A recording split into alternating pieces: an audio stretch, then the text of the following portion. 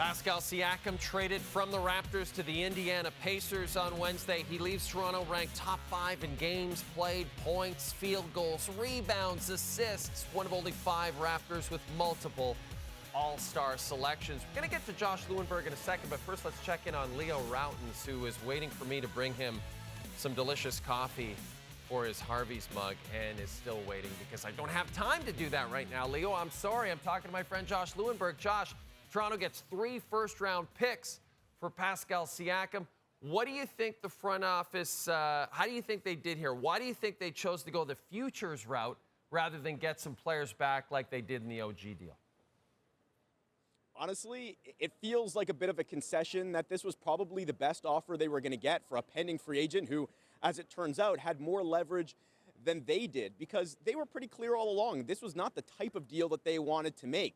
This was the type of offer that had been out there on the table from multiple teams for Siakam or OG Anunoby, dating all the way back to last year's deadline. But they had repeatedly turned it down because their priority was adding young players with star upside that were on Scottie Barnes' timeline over draft picks. So to get back 3 middling draft picks, yeah, it's not what we expected. It's not what they wanted, but this is what happens when you wait too long to act. I mean, every time they made a decision not to make a decision, to defer, there's an opportunity cost. Your leverage shrinks, and eventually you're forced to make a deal that you might not want to make. Listen, I think it was inevitable, and I also think it was probably necessary if they weren't willing to pay Siakam in free agency, because they couldn't risk losing him for nothing. But that doesn't make it a satisfying ending to what was an iconic tenure for Pascal Siakam here in Toronto. Yeah, and, you know, you said it. It was iconic. You go from G-Leaguer to All-NBA player over the years. What stands out to you, Josh, about Siakam's time in Toronto? Well, look, he scored the final bucket in the title-clinching Game 6 win in Oakland. He was the second leading scorer for that championship team. So that's enough to leave a pretty special legacy in this city for a long, long time.